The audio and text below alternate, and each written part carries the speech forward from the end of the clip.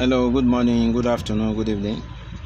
For those of you that are coming across my video for the first time, please kindly follow us on the Cameron TV on Facebook.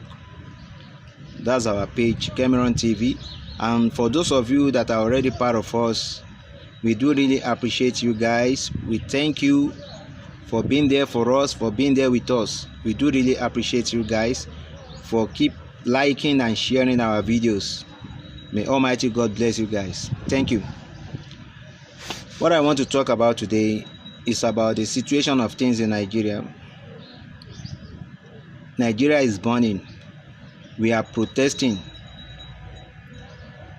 If I don't mistake, I think today is going to be day 6 since we started protesting.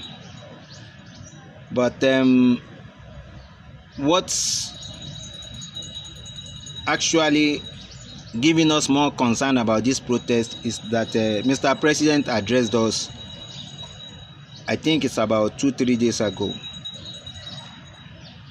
Then he was saying a lot of things that have nothing to do with our demands. We are talking about the hardship on the land. We are talking about the bad government in Nigeria. We are talking about hunger in Nigeria. But to our surprise, Mr. President came out to address us, but yet seemed like that speech didn't have a soft landing on majority of us. The majority of Nigerians were not connected with that speech. It seemed to be speechless to most of us. Then it's going to be like that. The reason why it's going to be like that, I'm going to give you an example. It's like you have a faulty car and you take your car to the mechanic workshop. When the mechanic look at your car and he realizes that no, the problem with the car is minor thing, is things, or there are things that you can easily solve within short period of time, that mechanic can tell you to come back within 2-3 hours and pick up your car, because he knew that what has to be done in your car, there are minor things, and there are things that they can easily solve.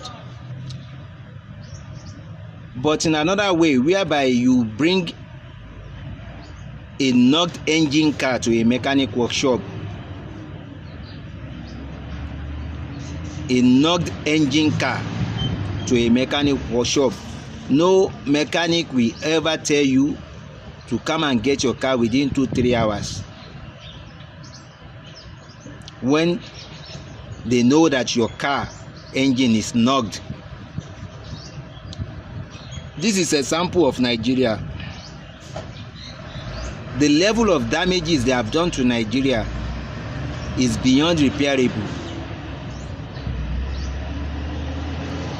The level of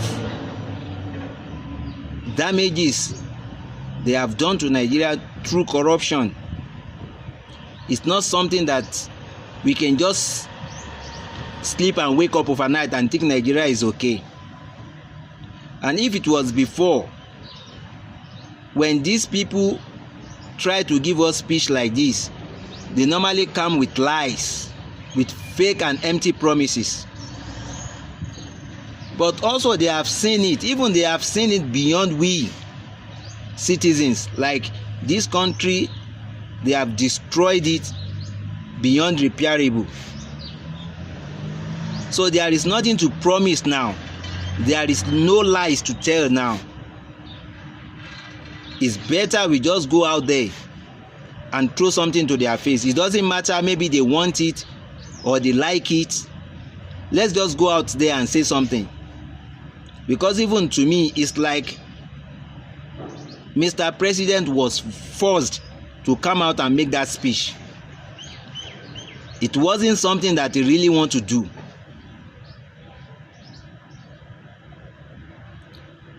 It's like there are some group of people who was telling him like, no, you just have to go there, just go and tell them something. Nigeria is like a sick man on a sick bed. Nigeria is like a sick man on a sick bed. They don't want him to die, and they don't want him to survive. The reason why they don't want him to die is because they can be signing papers on his behalf. They can be taking loans on his behalf. The reason why we are still hearing that name Nigerian today is because they are using that name to borrow money here and there.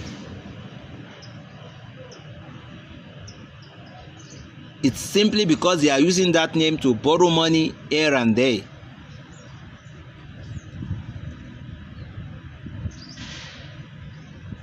So that is why they are not ready to fix anything.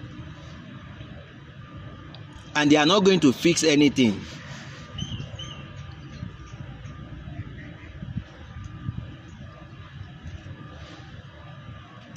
And to those of you that you collected money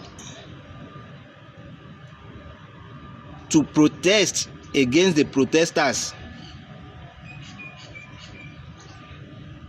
I told you in the last video, I said Nigeria is like a round table, and they keep spinning it.